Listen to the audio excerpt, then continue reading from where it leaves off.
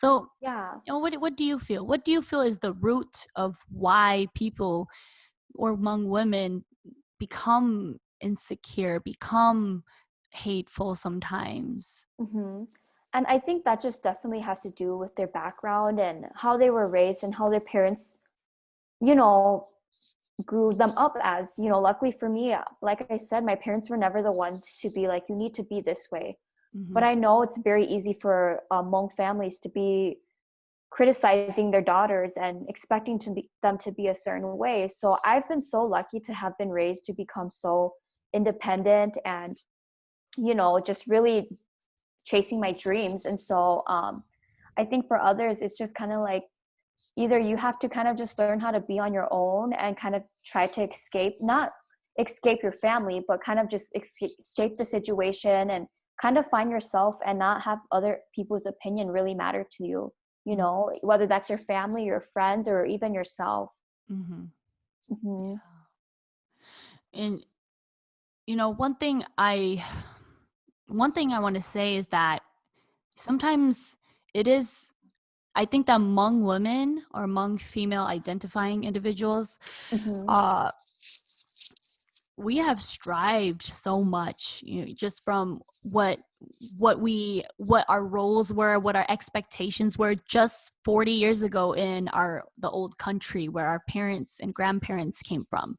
We had so little limited opportunity to have education and be ourselves. And I think that's probably why we work so hard now. But, I think there's a lot of Hmong women that are striving, but there is still some Hmong women or Hmong girls, Hmong female identifying individuals that hmm are not, Yeah. are following the norm, being 10,000 Kenya, or thinking that Yeah. having, just having a family. I mean, and some are meant to, and some are happy, and that's great. But, but the ones who are unhappy, the ones, like you said, are not loving themselves. And hmm they're trying to live this one narrative of what among women should be, and that's not their path, and they're unhappy. Oh, for and sure. and one thing I think is, sometimes it's because just how we're viewed, and especially because we live in such a patriarchal society and a system in our culture that sometimes we are unconsciously still getting oppressed, even though we don't know. No matter how hmm educated we are, no matter what, like, we are still um I don't know, just not seen as Yeah. equal, and we're we're taught to give up so much of ourselves that we don't hmm even know who we are, you know? Yeah. Right. So I just feel like the root comes down to really knowing yourself and putting out your goals and trying to reach it, even no matter what obstacles come through your life. Whether that's your family telling you to stay home and cook for the family, like sometimes you got to just put your foot down saying, this is my goal and this is what I'm trying to do. Luckily for me, being gone in college for 4.5 years has made me grow so much. I never had expectations throughout my whole college career to come home and be a nya. Like I never had expectations from my parents to be a certain way. And so I guess I can say I had it easy in that way, because I know people who are struggling right now where they are trying so hard, but it's so difficult to be making ends meet for their family and taking care of their sick mom or sick dad. And so I really feel for those people. But when it comes down to it, like just reach out to another sister, reach out to another brother, and just kind of have each other as guidance and just really build each other up, because we're only stronger together. Mm-hmm. So, hmm Mm-hmm. I feel that. I feel yeah. that. And yeah, because everyone, we all come from different walks of life. Some of us have very hmm supportive parents, whether it's financially, emotionally, and some don't at all. And, hmm sometimes we hold a lot of internalized oppression, internalized trauma that we carry with us, that we project out to others. You know, Yeah. I was reading not reading, but watching a podcast. It was a guy, I started watching him just probably this week. His name is Mike Vestal. He's I don't know his Asian ethnicity, maybe Filipino, maybe, but he's this, I think he's a millionaire now on YouTube, and he had these two guest stars, and there was another Asian guy. His name was Mike Chang, maybe. Another was a white guy. His name was something Winters, Chris Winters or something. But oh gosh, I keep losing what I was trying to say. The podcast. The podcast, yeah. He. I described the podcast and now I forgot what the meaning of the podcast.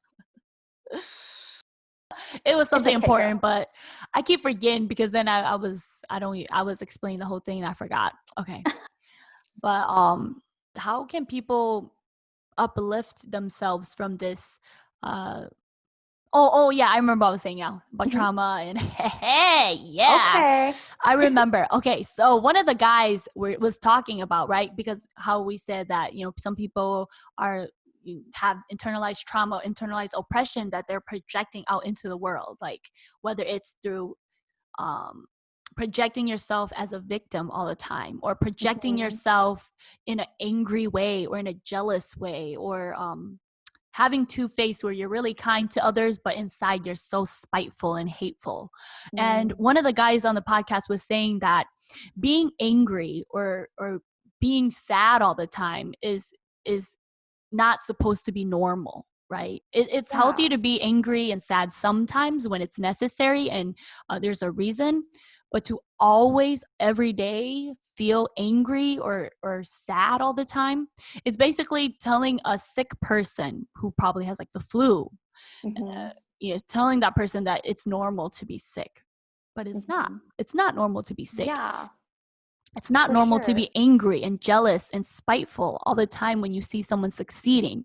And so in order for you to get into a better place, you have to somehow get better from being jealous and angry and mad. If you find yourself being spiteful towards another Hmong sister, you got to check yourself, right? You got to check yourself to why you're feeling that way or why you're sick.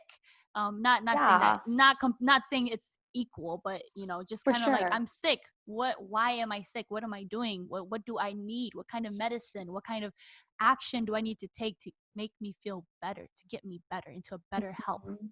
Right? Yeah, no, I really like how he compared that to, you know, like you said, it doesn't compare at all, but when you see it like that, it makes so much sense. Like, what do you have to do to make yourself feel better?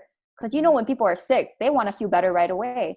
But how come when it comes to being spiteful, jealous, they want to take a longer time to feel better, you know? And that's a lot of internalized feelings where you kind of grew up kind of just being that. I know some people who just kind of grow up having compared themselves their whole entire life to people.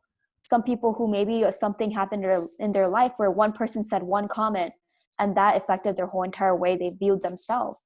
So it's just kind of like what you said, like people kind of have to just check themselves and reflect on what has caused them to be so negative. Because at the end of it, the word is just negative. Like, what's causing you to be so negative that it's even affecting the people you're around and people, how you're viewing people and how they want to make themselves feel better, pretty much.